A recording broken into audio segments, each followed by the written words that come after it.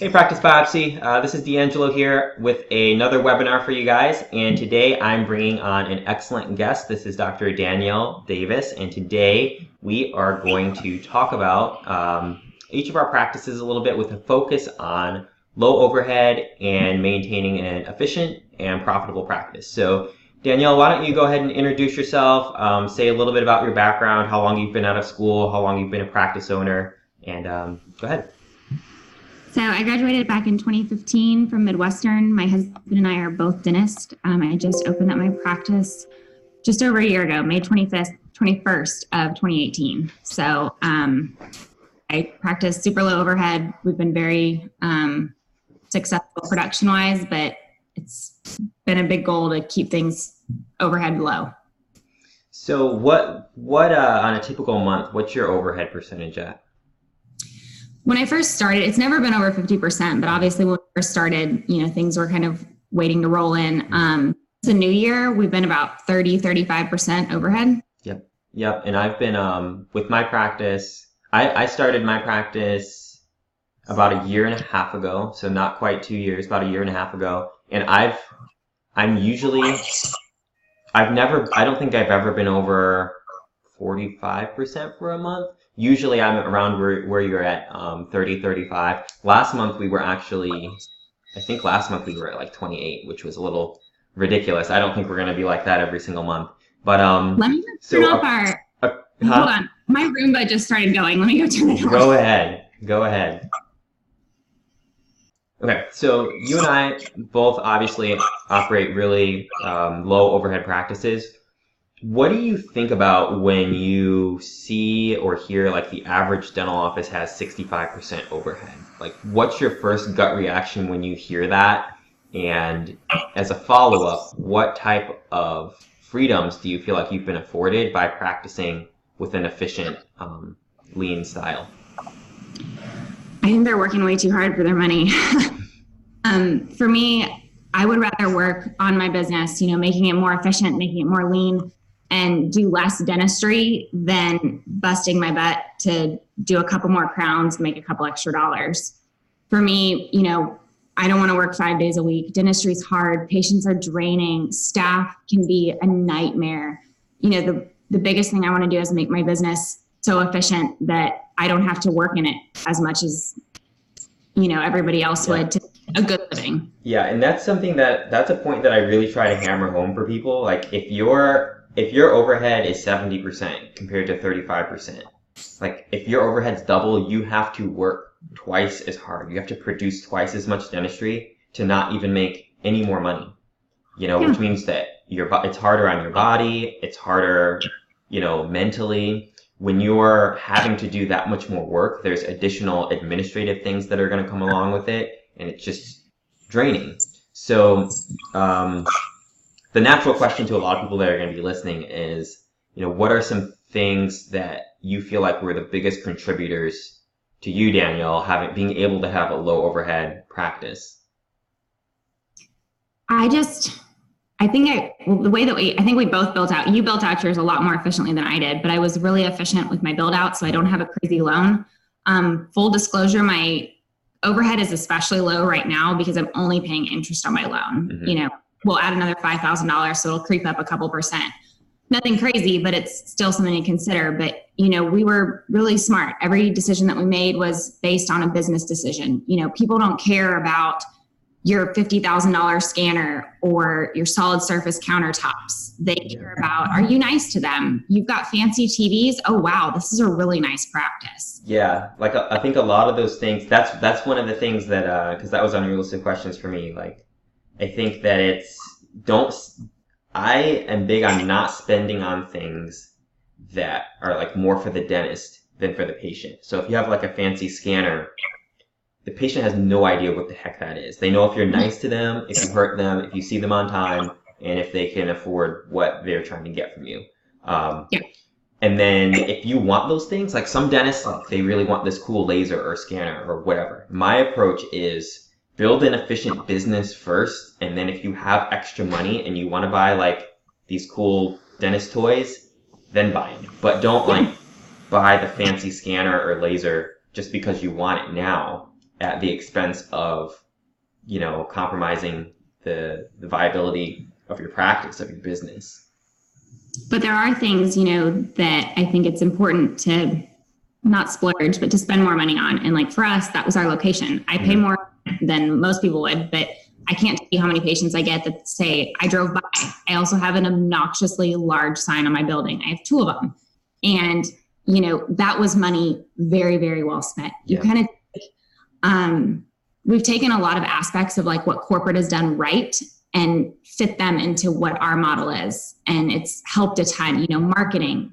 You have to put money into marketing. Like, yes, they can be expensive. They were really effective for us.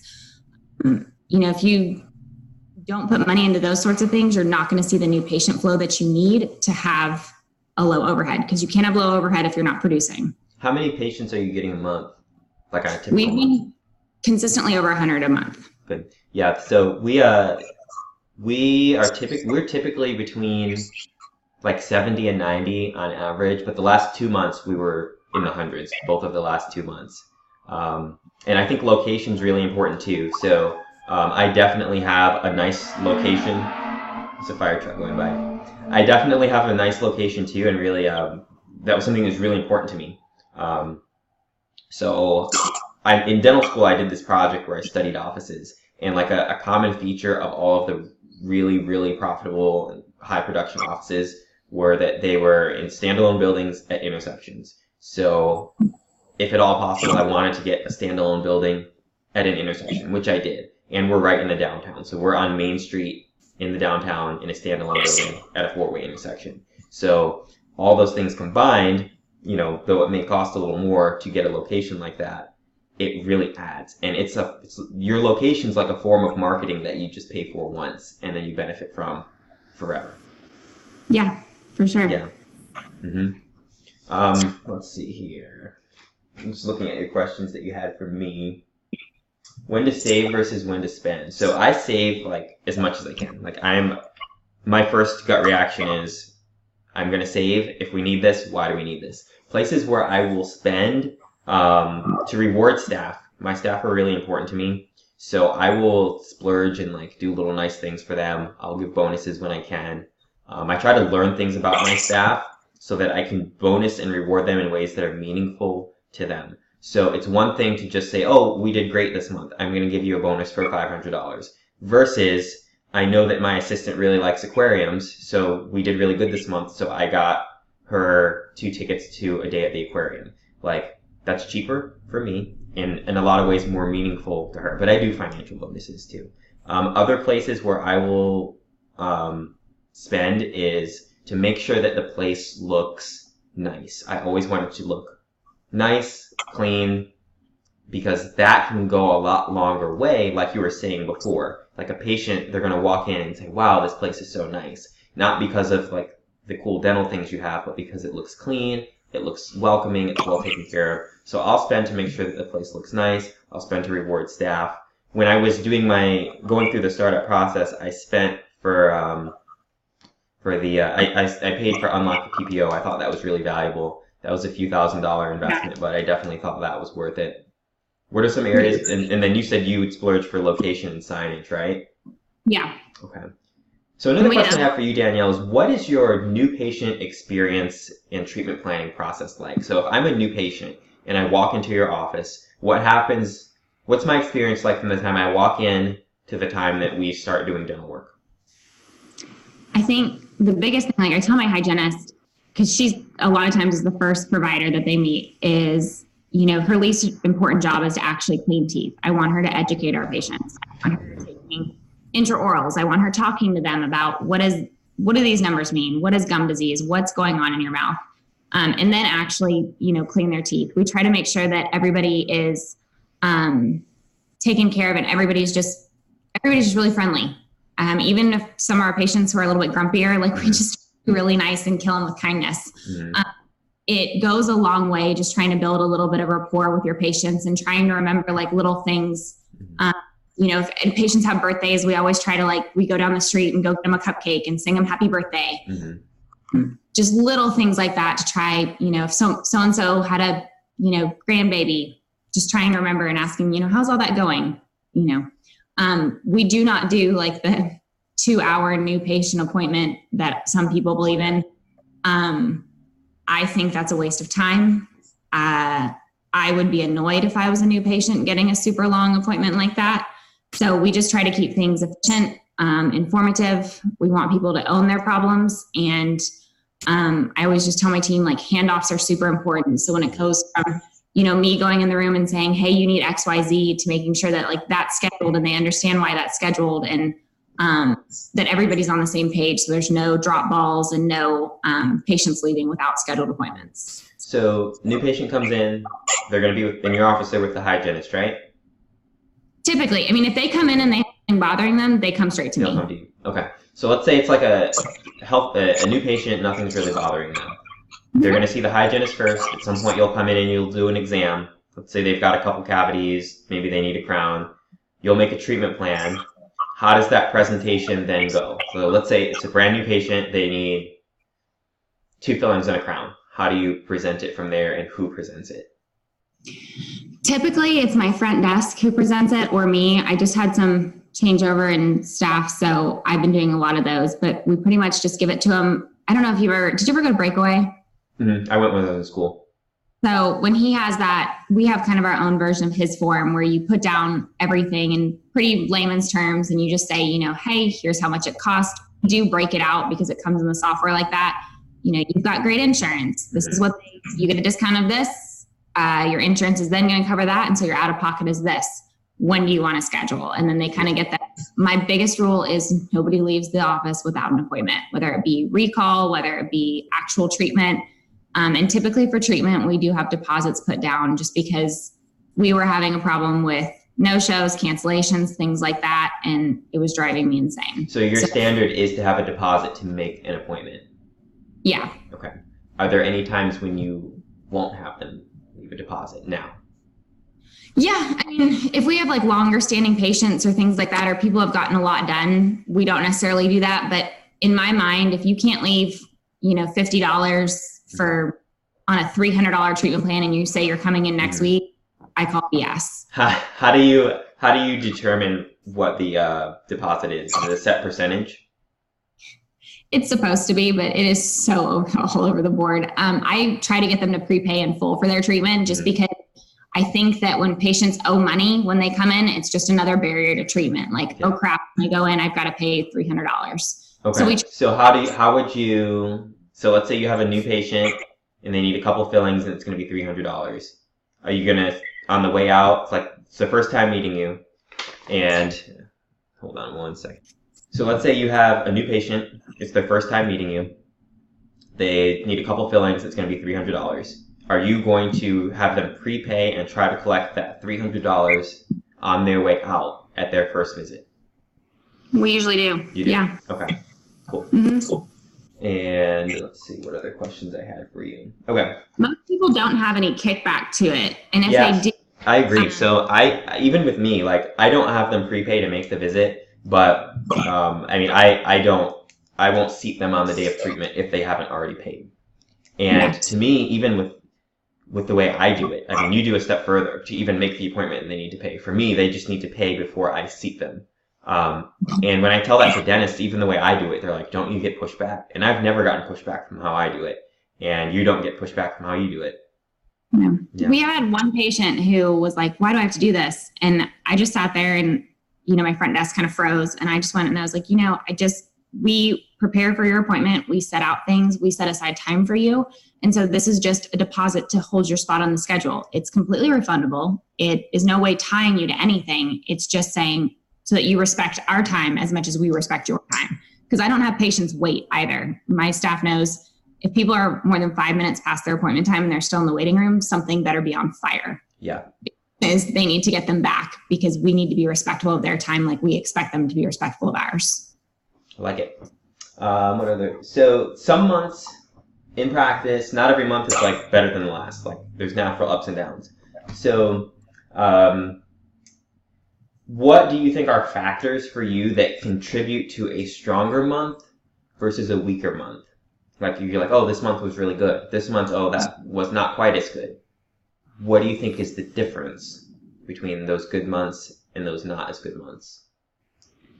I feel like there's a 30 to 60 day lag from anything that you do. So you kind of reap what you sow. I've had some toxic team members where like right now it's a bit of a lull, and it's because I had people in my office who weren't doing what was expected of them. Mm-hmm.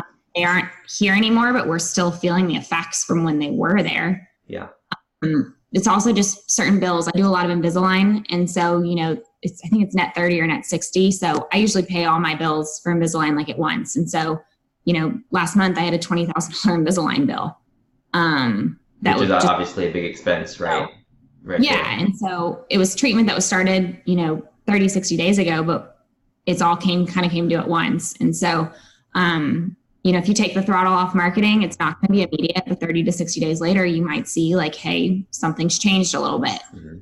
And so that's why it's tough right now, because when you realize a problem, you know that there's going to be a little bit of time till it really corrects and shows. Yeah. Because when you correct it, like you said, there's like a lag effect. So it's going to take a while before things catch up. And even if there's like a period where like something went wrong with your marketing, you're going to feel that 30, 60 days later.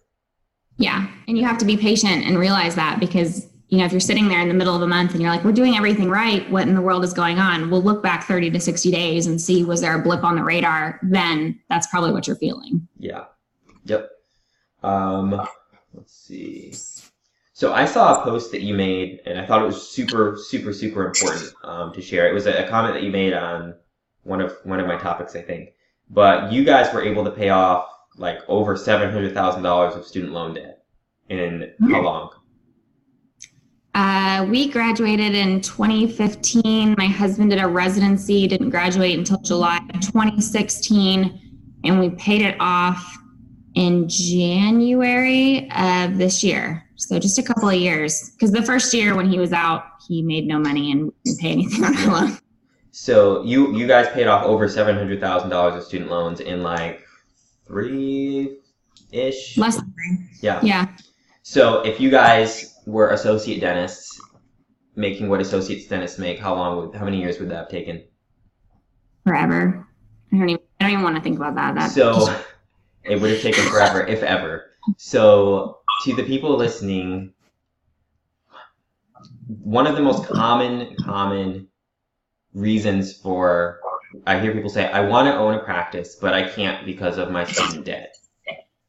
What is your response to that? That's not right. It's like so off from reality, but I hear it. I mean, there's like 1,200 people in my group and I get a lot of messages. I get that message or comment at least every day. Like, I can't yet because I have student debt. So I can't own a practice or start a practice or buy a practice. And as an associate, you know, you make what? You're doing good as an associate if you make like 180, maybe. You're like, oh, wow, like I'm in a good associate. No, like that's just straight garbage. And you work a lot harder for your money. That's not to say I see some people who start practices and it makes me nervous because I don't feel like they're smart. Yeah. I think if you do it smart, owning a practice is the only way to go. I mean, you eat what you kill, you take home so much more, and you're able to take control. Because when we paid off all that debt, we didn't just straight pay down our debt. We did half and half. So we saved half and we paid off half, because we also had liquidity and things like that. You have to be careful. You don't just want to pay down your student loan debt. Yeah, you don't want to just go to zero for your student loan debt. That's not smart either. So, I mean, but owning a practice allowed us to do that. Granted, my husband also has a very unique skill set, and so he also does very well. But he gets super annoyed seeing what I take home and what he takes home, because he takes home 25% of production and I take home 70% of production. Yeah. So big difference. Yeah, we're in the same range. I take home like typically 65 to 70% of production. Yeah. And I do you're doing Invisalign. I don't do Invisalign. I don't do molar endo. I don't do implants. I'm doing like dental school style dentistry. I do the stuff we did in dental school, but. I mean, and 90% of my practice is bread and butter. I mean, I haven't even delved into like larger cases. I'll do a couple here and there, I'll do a couple aesthetic cases, but most of my vast majority of my practice is just crowns, fillings. I do molar endo. I do extractions. I don't do any implants. I can't even tell you how many implants I've referred out. And I mean, we're very happy with how things have worked out. Yeah. So what would you say? Let's see. So I'll just kind of ask you one of the other questions that you'd asked me ahead of time. What's your scheduling approach? Like, how do you schedule to have high production with lean staff? And it sounds like you've been going through some staffing changes too. So what are some things that you shoot for with your scheduling philosophy? I know that you have like a method to your madness. I really don't have a method to mine. And so that's kind of why I was asking you, how you do it. Because for me, I just tell my team, get them in. Yeah. If they schedule, if they're an emergency, same day. If they're not, it better be within a couple of days, because if people don't, they're going to no-show, they're going to find somewhere else. So in dentistry, to me, seems to have those ups and downs. Like some days you'll just be deathly slow. And then other days it'll be like, who opened the floodgates? And so when there's dentistry to be done, we try to do it. And we always try at the same time to make sure that people are not waiting and, having a bad experience at the same time. So on procedures where, a lot of Invisalign is not my time, it's assistant time. Crown seats and things like that get pushed off into a second column. But when it comes down to like fillings and things like that, they know that if I'm doing 6 interproximal fillings, there's really no break in there for me. And so they just try to schedule and realize okay, she might be numbing them right at the beginning, a couple of non-productive things there, but we could probably do a little bit better with that. Yeah. So the way I schedule, basically, I schedule the way that you just verbalized, but we have an actual written approach to it, and we're refining it as we go. It's definitely not perfect. So we do what I call intensity-based scheduling. So we've got 4 ops in our practice, just 4 ops. And originally we had the schedule op 1, 2, 3, 4. And the day would change as it went on, because we'd have a new patient and we'd end up doing same day treatment, or we'd have someone cancel and something would move around, or we'd have an emergency and they would come in. So when the schedule said op 1, 2, 3, 4, those people were never actually ending up in those rooms. So I was like, well, what could be a little bit better than that? And like you said, you're going to do something, you're going to do your big production dentistry, and then maybe in a side chair, you're going to do something quick, like a couple fillings, and then in another chair, maybe you'll do an adjustment. This is how we all kind of work. But I actually put that on the scheduling. We use Open Dental, and I actually have the columns labeled as such. So we have a heavy column, medium column, and a light column, and then a hygiene. So heavy column is usually our bigger production. This is something where I need to focus. This is something where I don't really want to be interrupted. Okay, so maybe it's endo core crown. That's going to go in the heavy. Or maybe it's going to be 2 quads of restorative. I'm going to do the upper right and the lower right. And I'm going to be doing 7 or 8 fillings. I need to focus. I don't really want to be interrupted or pulled away. In our middle column, we have simpler stuff. I'm going to do a couple of occlusal fillings. I still need to be in there, but it's not going to take me that long. I can go in and out. That goes in our middle column.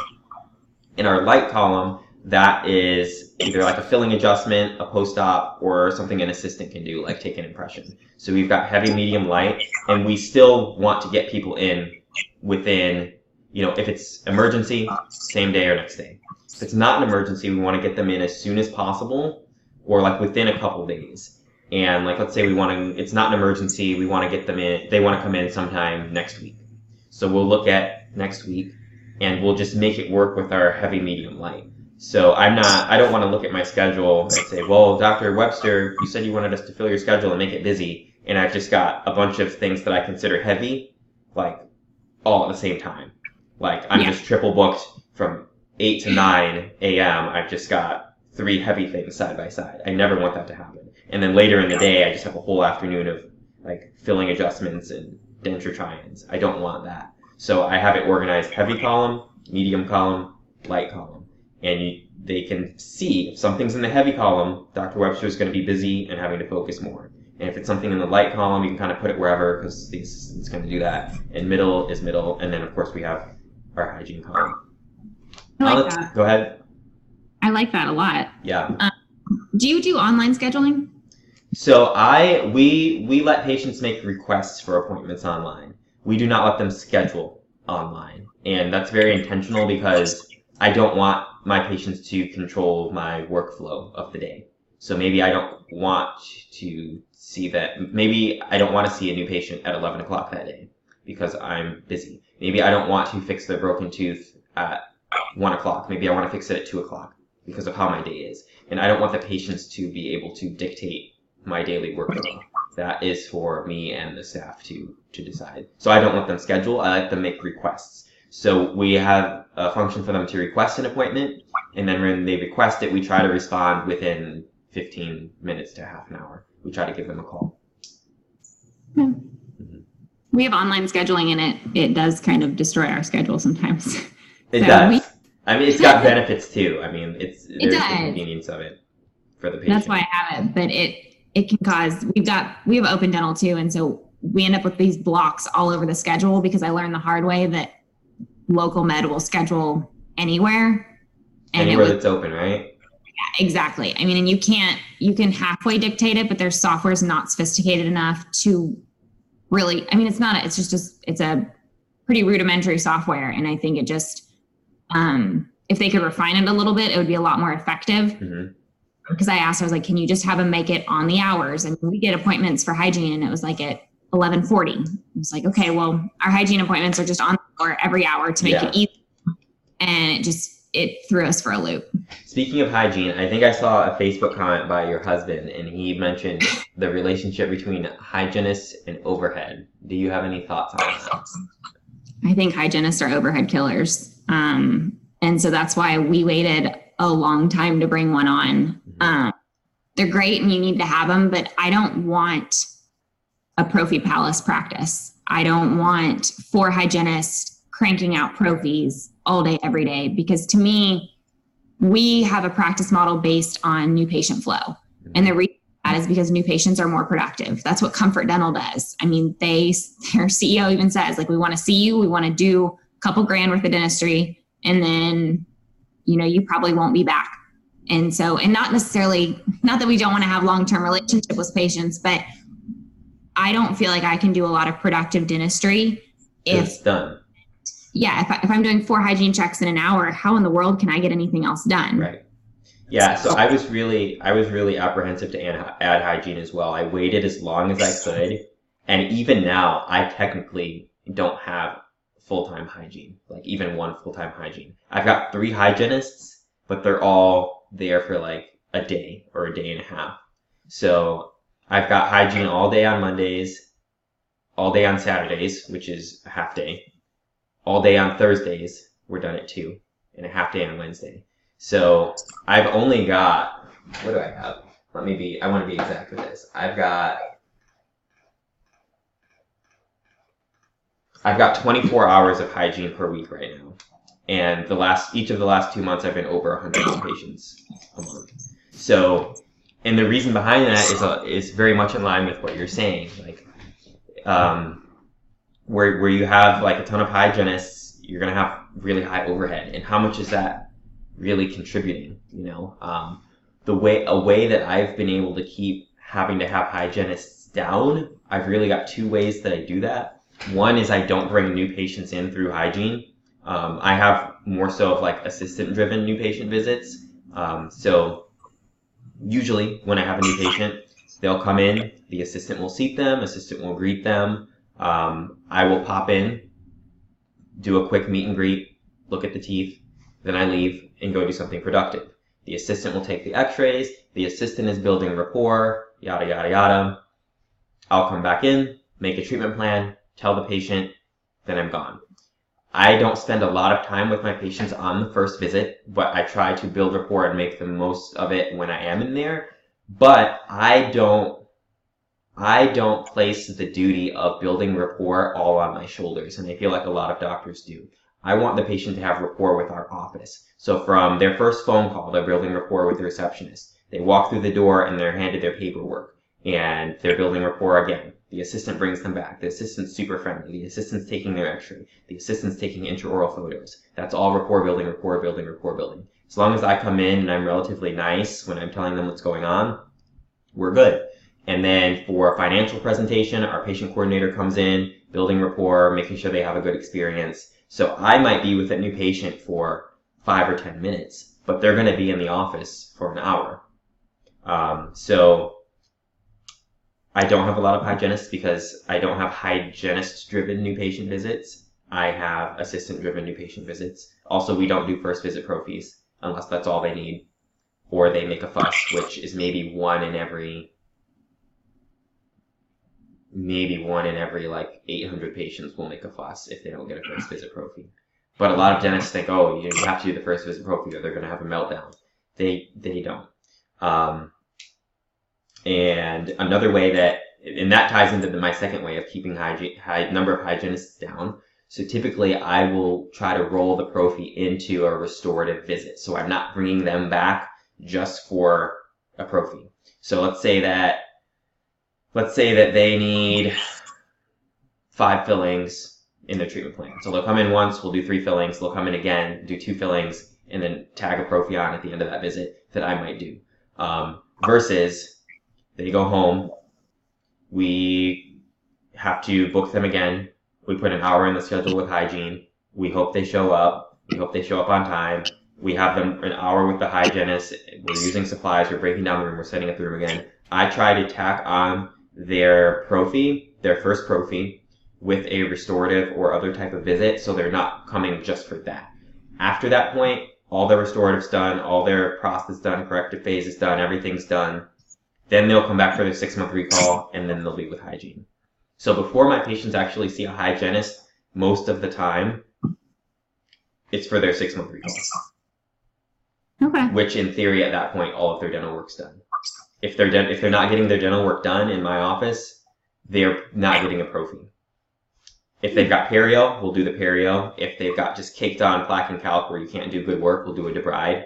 But if they've got infection, broken teeth, decay, all sorts of stuff, we don't do a prophy because it's not solving any of the greater problems. And I explain that to them, and I have like zero resistance to that. So I avoid the first visit prophy. I do it once the real dentistry is done, and sometimes it takes a while to actually get to that point, which helps me to limit hygiene hours.